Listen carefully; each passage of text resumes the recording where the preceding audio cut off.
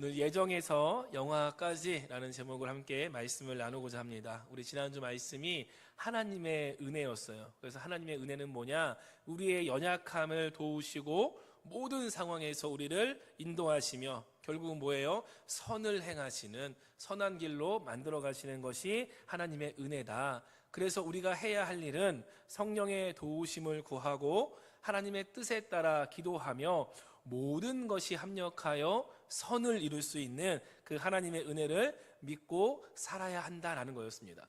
여기서 중요한 것은요, 모든 것이 합력하는 거예요. 우리는요, 좋은 것만 바래요.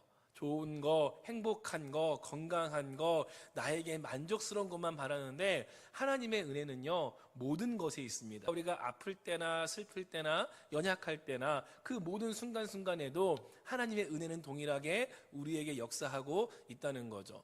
그래서 아픈 가운데에 건강해진 것만 은혜가 아니고 연약한 중에도 함께 하심이 은혜입니다. 그래서 결혼할 때 서약하잖아요.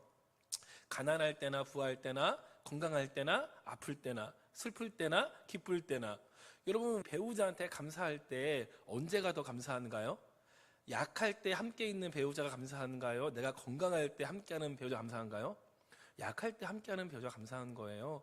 내 집이 어렵고 가난하고 힘들 때 함께하는 배우자가 그 가족한테 더 감사함을 느끼게 되어집니다.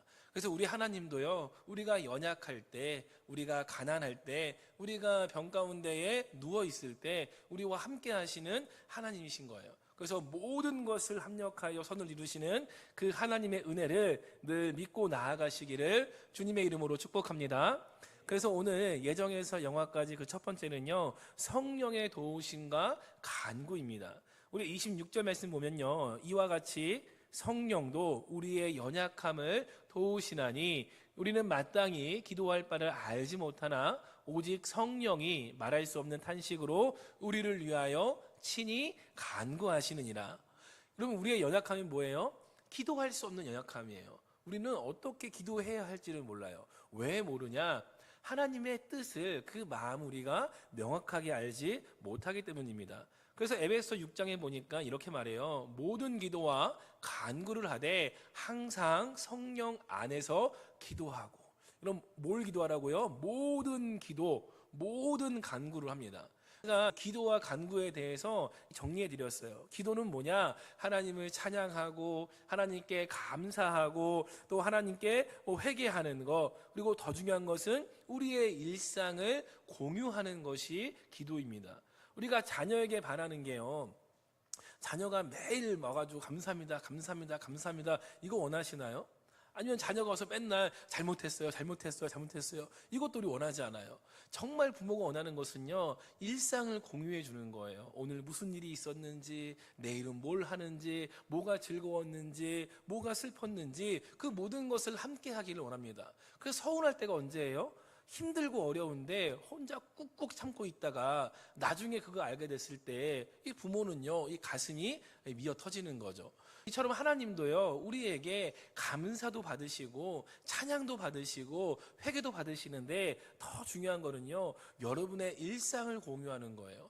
여러분의 삶 가운데에 하나님과 일상을 공유하고 하나님과 대화하고 하나님과 모든 것을 함께하는 믿음의 삶을 살아가시기를 주님의 이름으로 축복합니다. 그래서 모든 기도는 이러한 하나님과 대화를 의미하고요. 모든 간구는 뭐냐? 나의 필요한 거, 특정한 소원에 대해서 하나님께 아뢰는 거, 구하는 것이 모든 간구입니다. 그래서 그것은 나의 필요도 있고요, 또 내 주변의 타인의 필요도 있어요. 그래서 나를 위한 기도가 있고 중보 기도가 있죠. 내 약함을 위해 기도하기도 하고 내 공동체 안에서 연약한 자를 위하여 기도하기도 합니다. 뭔가 결정할 때에, 뭔가 정말 중요한 선택을 할 때에 그 지혜를 구하는 기도도 여기 간구에 들어갑니다. 그래서 감사와 찬양을 포함한 일상적인 기도뿐만 아니라 우리가 간절한 필요와 그 소원을 하나님께 아뢰는 간구함으로 나아가야 합니다. 예수님의 기도를 보면요, 대표적인 기도가 겟세마네 기도예요. 겟세마네 동산에서 예수님이 어떻게 기도하냐? 땀이 떨어지는데 핏방울이 떨어지는 것처럼 기도하셨다고 합니다. 여러분, 우리의 기도가 이와 같은 간절함이 있어야 돼요. 근데 예수님이 간절한 가운데에 무엇을 기도했냐? 우리 누가복음 22장 42절을 보면요, 이렇게 말씀합니다. 이르시되 아버지여, 만일 아버지의 뜻이거든 이 잔을 내게서 옮기시옵소서. 그러나 내 원대로 마시옵고 아버지의 원대로 되기를 원하나이다. 아멘. 여러분, 지금 예수님 뭘 구하고 있어요? 아버지의 뜻을 구하는 거예요.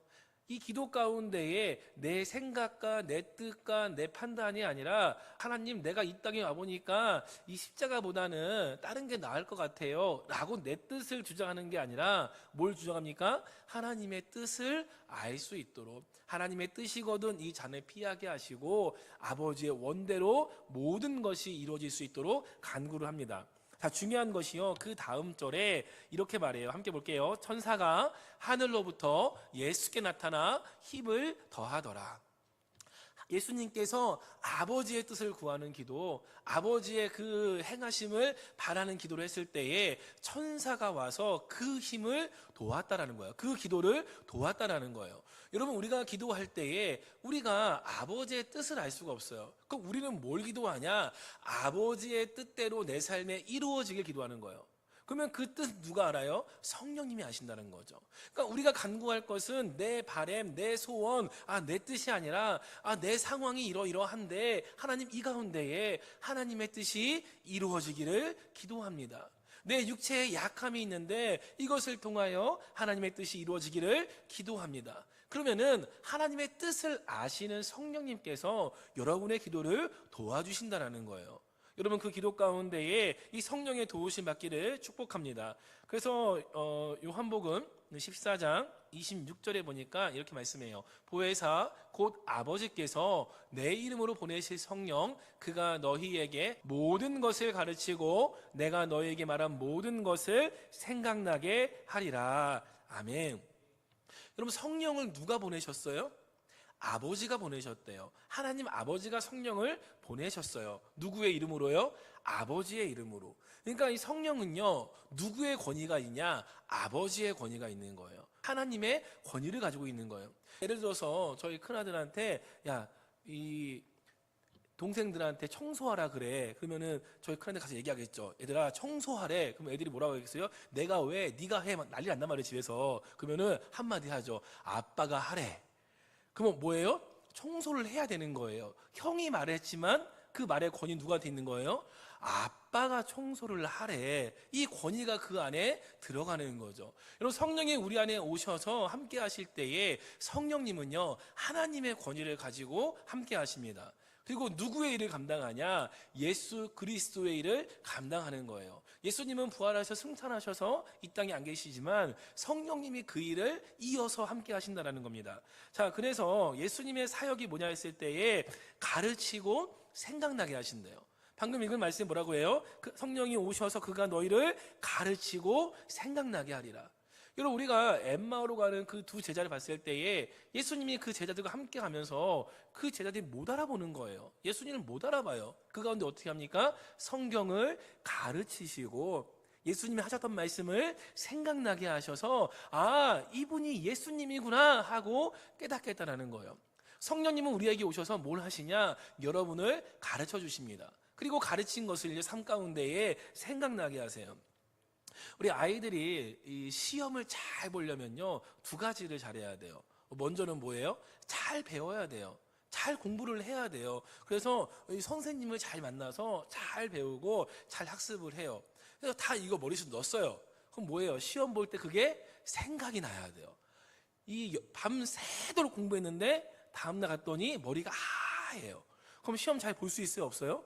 분명히 공부는 했어요. 열심히 노력했어. 새벽까지 공부를 했어요. 그런데 생각나지 않으면 그 시험을 잘 볼 수가 없는 거예요.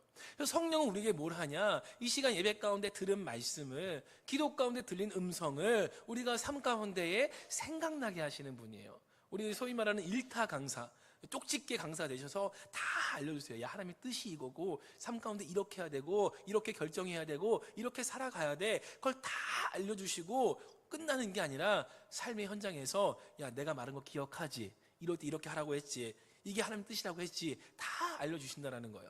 여러분 그 성령님과 늘 동행하시기를 축복합니다. 성령은 우리를 도우시는 분이세요. 우리를 늘 변호해 주시고 삶 가운데 하나님의 뜻이 이루어질 수 있도록 도와주시는 성령님이십니다. 여러분 그 성령님께 도우심을 구하고 여러분 모든 기도와 모든 간구로 나아가시기를 주님의 이름으로 축복합니다. 두 번째는요, 하나님의 예정과 계획이 있습니다. 우리 28절 말씀 같이 한번 보겠습니다. 우리가 알거니와 하나님을 사랑하는 자 곧 그의 뜻대로 부르심을 입은 자들에게는 모든 것이 합력하여 선을 이루느니라. 아멘. 아까 말씀드린 대로요, 하나님의 뜻은요, 모든 것이 합력하여 선을 이루는 거예요. 우리는 좋은 것만 바래요. 밝은 것만 바래요. 행복한 것만 바래요. 그런데 하나님의 뜻은 거기에 있지 않다라는 거죠. 여러분 요셉의 이야기를 보면요, 우리가 요셉을 굉장히 좋아하잖아요. 근데 요셉으로 자녀들의 이름을 짓는 경우는요, 흔치는 않아요. 간혹가다 있긴 한데 흔치는 않아요. 저도 개인적으로 요셉을 저희 자녀들에게 이름으로 주고 싶지는 않아요. 왜냐하면 우리가 요셉이 총리가 되어서 높은 자리에 있는 것만 기억하는데 그 과정은요, 어마어마합니다. 일반적인 사람은요, 견딜 수가 없어요. 형제들, 자신의 형제들이 이 구덩이에, 광야 구덩이에 빠뜨려 가지고요, 노예로 팔아버려요. 죽이려고 했다가 그나마 은혜를 베풀어서 노예로 팔아버려요. 노예로 가서 열심히 일해서 좀 인정받나 싶었더니, 조금 올라가나 싶었더니 그 보디발 장군의 아내가 유혹을 합니다. 유혹을. 여러분 이게 우리가 흔히 성적인 유혹이다라고 생각할 수 있지만, 여러분 이 요셉은요, 이 당시에 나이가 굉장히 어려요. 그럼 보디발의 아내는요, 나이가 많겠죠. 아무리 이뻐도요, 이쁜 아줌마예요. 이거는 성적인 유혹이 아니라 이 보디발 장군의 아내의 그 유혹에 그냥 눈 딱 감고 넘어가 주면요, 삶이 바뀌는 거예요. 그냥 노예 신분에서, 여러분 노예가 과일을 먹고 고기를 먹는 게 쉽겠어요, 어렵겠어요? 어렵죠. 그런데 그러면 딱 감으면요, 과일도 먹을 수 있고 고기도 먹을 수 있고 돈도 챙길 수 있는 거예요, 노예가. 그러니까 이거는요, 성적인 유혹보다는 이런 성공에 대한, 물질에 대한 유혹이 더 큽니다. 아무튼 그걸 요셉이 넘겼어요. 얼마나 기특해요. 하나님한테 이쁨 받으면 하잖아요. 그런데 어디 가요? 감옥에 가요. 좀 살만했더니 감옥을 가요. 여러분 이게 요셉의 삶이에요. 근데 우리는 뭐만 봐요? 총리가 되었대. 총리가. 애굽에 가서 총리가 되었대. 그 높은 자리에 가서 한마디로 왕이에요, 왕. 지금 왕이 네가 알아서 다 해. 나는 내 아내하고 그냥 살 테니까 이것만 건드지 말고 네가 알아서 해. 라고 다 맡긴 거예요. 왕과 같은 거예요. 근데 우리는 이것만 봐요. 왕이 되었어. 총리가 되었어. 이 세상에서 성공했어. 천하를 다 가졌어. 그런데 그 과정은 뭐예요? 구덩이에 죽을 뻔했다가, 노예가 되었다가, 감옥에 갔다가, 이게 요셉의 삶이었다는 거죠. 하나님은요, 이 모든 삶을 통해서 요셉이 그 총리가 되어서만 사용하신 게 아니라 그의 모든 삶을 통해서 하나님은 선한 역사를 이루어 가신 거예요. 우리가 이것을 늘 기억하셔야 돼요. 여러분, 그래서 우리가 하나님께 감사는요, 언제 하는 거냐? 나에게 기도에 응답이 있을 때만 감사하는 게 아니라, 내가 성공했을 때만 감사하는 게 아니라 연약할 때 감사하시는 거예요. 내가 힘들 때 감사하시는 거예요. 왜냐? 하나님, 이러한 연약한 상황, 내 질병으로, 내 가난함으로, 내 약함으로, 나의 이 눈물로 하나님 또 선한 역사를 만들어 가시는군요. 하나님 감사합니다. 여러분 이러한 고백이 있으시기를 축복합니다. 내 삶의 모든 일이 하나님의 계획 안에 들어가면요, 선한 역사로 바뀌어집니다. 그래서 29절에 이렇게 말씀하세요. 하나님이 미리 아신 자들을 또한 그 아들의 형상대로 만들게 하려 함이라는 거예요. 여러분 하나님께서 이 미리 아신 자들은 뭐냐? 하나님이 저와 여러분을 아신다는 거예요. 여러분 이게 예정이에요. 이게 예정론을 깊이 가면은 이미 구원받을 자들을 예정하셨다. 우리가 이미 태어나기 전에 하나님이 택하셨다. 이렇게 가는 건데, 더 나아가서 하나님이 뭐냐면은 여러분을 너무 잘 아세요. 여러분 개인을 하나님이 너무 잘 아세요. 나보다 나를 더 잘 아시는 분이 누구예요? 하나님이신 거예요. 그러니까 하나님이 저와 여러분을 어디에 보내요? 가장 필요한 곳에, 가장 우리가 잘할 수 있는 곳에 그 달란트에 따라 보내신다는 거예요. 우리의 사역 가운데 우리를 밀어 넣으세요. 왜 밀어 넣으시냐? 그 아들의 형상을 본받게 하시려고. 그 아들의 형상이 누구예요? 예수 그리스도의 형상을 닮게 하시는 거예요. 그러니까 결국 하나님 모든 것을 합력하여 선을 이루신다는 것, 그 선은 뭐예요? 예수 그리스도를 닮아가는 것. 우리의 삶의 목적이 뭐가 돼야 돼요? 예수 그리스도를 닮아가는 것. 여러분, 그래서 우리가 이 예정과, 이게 신학적인 용어인데 예정, 성화, 영화거든요. 하나님 우리를 예정하셔서, 성화는 뭐냐? 예수님을 닮아가게 하시고 마지막 부활의 순간에 이 영광의 모습을 부활하는 거, 영화까지 나아가는 거예요. 여러분, 12제자를 보면요, 12제자가 정말 각양각색의 사람들이 모여 있어요. 우리가 잘 알고 있는 베드레, 안드레, 야고보, 요한, 이 사람들은요 어부예요. 고기를 잡던 사람들이에요. 그럼 마태는 어떤 사람이냐? 세리예요. 세리는 뭐냐면은 당시가 로마 식민 지배를 받던 시기였어요. 로마 식민 지배를. 그러니까 지금 우리말로 하면은 일본의 그 식민 지배 당할 때에 일본에 딱 붙어가지고 일본의 앞잡이 한 거예요. 그래서 이 이스라엘 사람들 세금 걷어가지고, 세금을 만약에 로마에서 야 100만 원 가져와 그러면은 야 150만 원 내놔. 그래서 50만 원 챙기고 100만 원 세금 보내고, 이거 했던 사람들이 이 세리예요. 마태는 그런 사람이에요. 그런데 또 시몬이라는 사람이 있어요. 시몬 베드로 말고 또 다른 시몬이 있어요. 이 시몬은요 열심당원이래요. 열심당원. 뭐냐면은 야 우리 독립해야 돼. 야 이 식민 지배에서 벗어나야 돼. 우리는 싸워야 돼. 투쟁해야 돼. 뭐예요? 독립운동가예요. 그러면 지금 예수님이 제자인데 그 안에 뭐가 있어요? 앞제비도 있고 독립운동가도 있는 거예요. 어부도 있어요. 여러분, 그 사람들이 목적이 다 뭐예요? 예수님을 닮아가는 거예요. 예수님은 그들을 모아서 야 너희들의 정치적인 성향을 하나로 모아라. 너희들의 성격을 모아라. 너희들이 한 마음으로 하나가 되라. 이걸 말씀하신 게 아니라 예수님을 따라오라는 거예요. 예수님을 닮으라는 거예요. 그러니까 여러분, 우리가 이 교회 안에서 그거 하면 안 돼요. 야 우리 혈연, 학연, 지연 이거 따지시면, 물론 세 가족이 오면은 그걸로 이제 유대감을 형성할 수는 있어요. 그런데 뭐 하면 안 돼요? 우리는 저기 경상도파 해가지고 경상도기 한 그룹 모이시고 막 전라도 한 그룹 모이시고 그거 하는 거 아니라는 거예요. 이 안에서 뭐가 되는 거예요?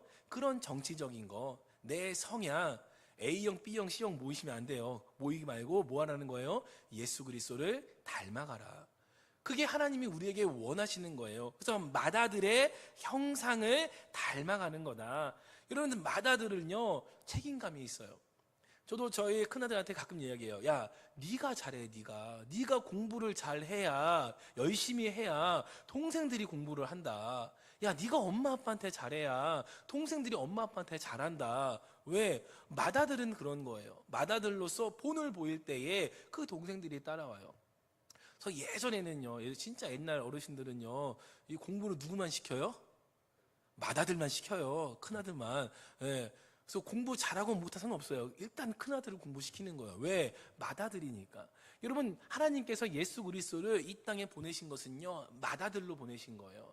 그래서 우리가 하나님의 형상을 닮아가야 되는데, 우리가 그 형상을 알아요, 몰라요? 볼 수 없잖아요. 알 수 없으니까 예수 그리스도를 보내셔서 하나님이 어떤 분이신지, 하나님이 어떠한 형상이신지, 어떠한 계획이신지, 그것을 예수님이 다 보여주신 거예요. 그리고 우리가 그 맏아들을 닮아갈 수 있도록 인도하십니다. 그래서 골로새서 3장 10절에 보니까 이렇게 말해요. 새 사람을 입었으니 이는 자기를 창조하신 이의 형상을 따라 지식에까지 새롭게 하심을 입은 자니라. 아멘. 창조하신 분, 하나님의 형상, 예수 그리스도의 형상을 닮아가는 겁니다. 그래서 우리 하나님의 예정과 계획, 이것을 따라가는 길은요 예수님을 닮아가는 거예요. 우리가 닮아가기 위해서 노력하고 예수님을 따라갈 때에 여러분, 예정된 길로 그 계획 가운데에 성화되어지고 또 영화로 나아가는 그 길이 열려지게 되어집니다. 마지막으로요, 부르심과 영화입니다. 우리 30절 말씀 같이 한번 보겠습니다. 30절 함께 봅니다. 또 미리 정하신 그들을 또한 부르시고 부르신 그들을 또한 의롭다 하시고 의롭다 하신 그들을 또한 영화롭게 하셨느니라. 아멘. 순서가 있어요. 부르시고 의롭다 하시고 영화롭게 하셨다. 우리를 부르시고 우리를 의롭다 하시고 어떻게 가요? 영화롭게 하신다는 거예요. 여러분, 여기에 내가 한 게 있어요, 없어요? 없어요. 다 주어가 내가 아니에요. 하나님이 우리를 부르셨고, 하나님이 우리를 의롭게 하셨고, 하나님이 우리를 영화롭게 하십니다. 여러분, 사도 바울은요, 원래 어떤 사람이었냐? 예수님을 믿는 사람들을 잡아서 옥에 가두는 그러한 사람이 사도 바울이에요.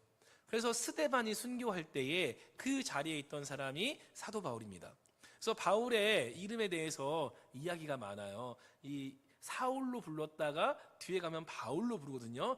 그래서 사울은 이 교만할 때 그 이름, 왜냐면 사울 왕의 이름에 근거하거든요. 그래서 교만할 때 이름이고, 바울은 변화되어서 이게 좀 겸손해진 이름이다. 그냥 히브리식 이름하고 헬라식 이름이에요.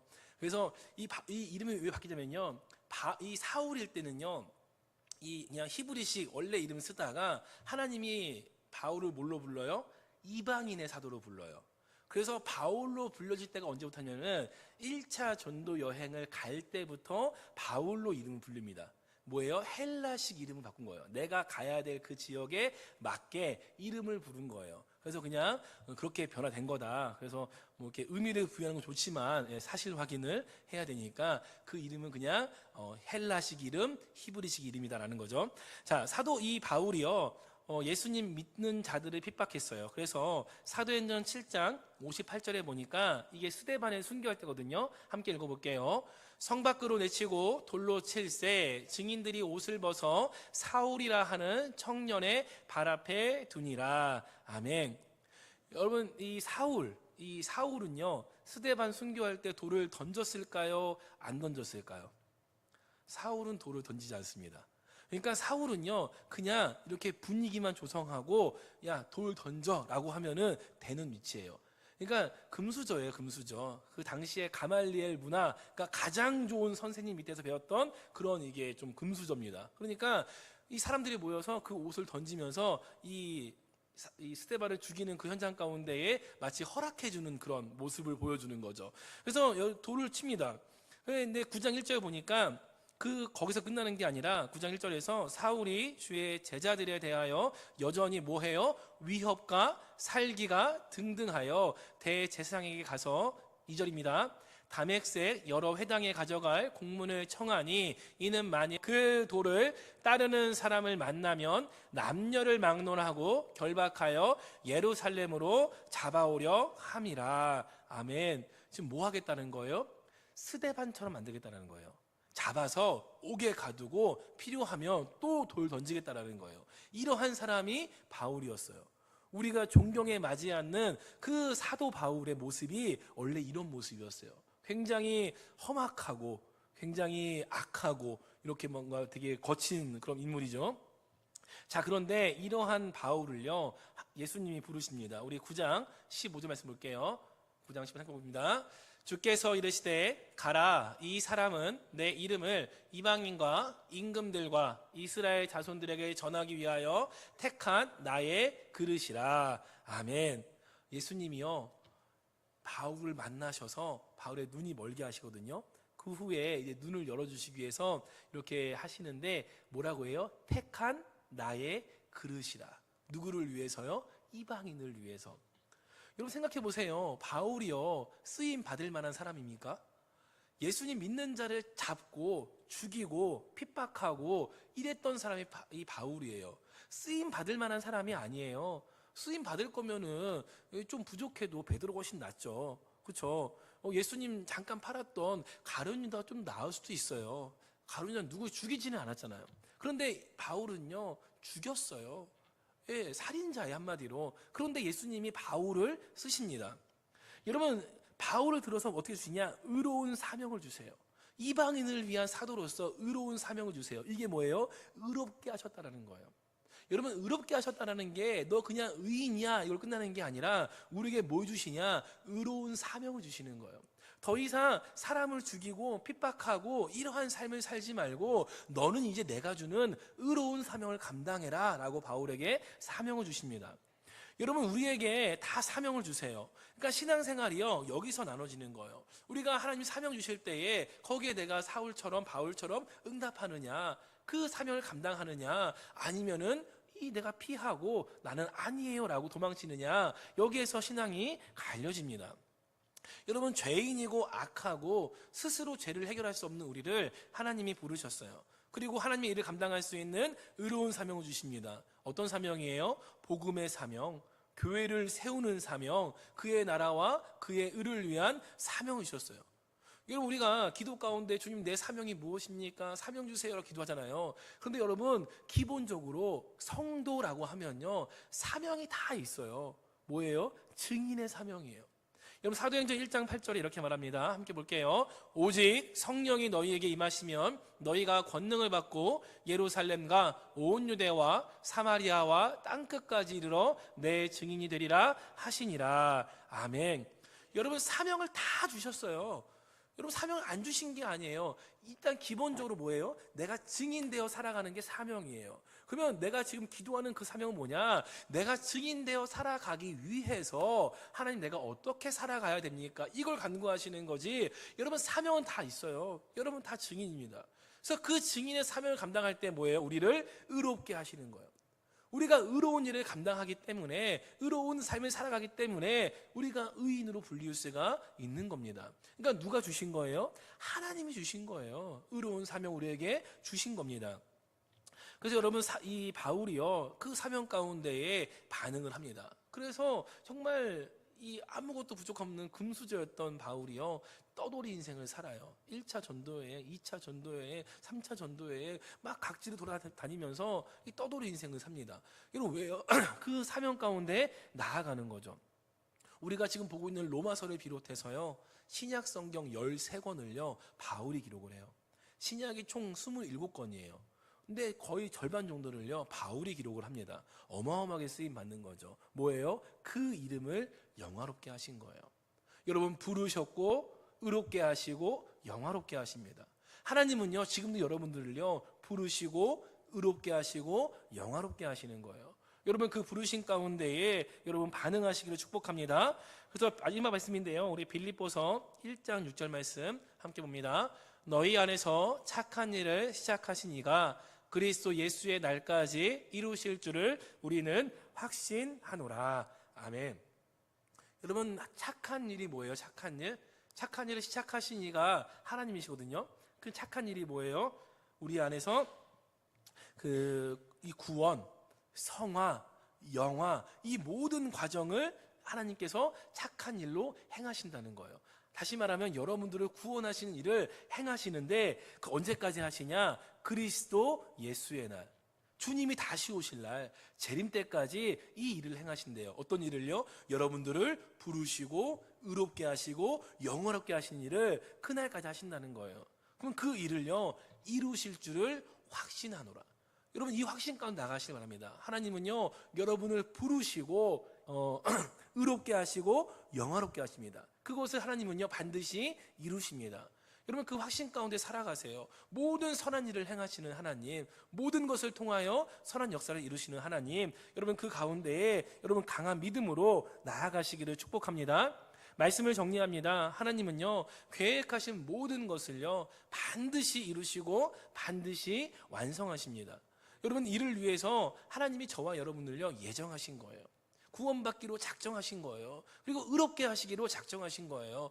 여러분, 영화롭게 하기로 작정하신 거예요. 여러분, 우리가 그 작정하신 가운데 반응해야 합니다. 그 선한 역사 가운데에, 사명 가운데에 여러분 나아가시길 바랍니다. 여러분, 우리를 택하셔서 의로운 사명을 주셨어요. 여러분에게 증인으로 살아갈 수 있도록 사명을 주셨어요. 그런 믿음으로 반응하시기를 축복합니다. 그래서 내가 있어야 할 자리, 내가 함께 해야 할 사람들을 잘 분별하셔서 이 바울처럼 순종하는 믿음의 삶을 살아가시기를 축복합니다.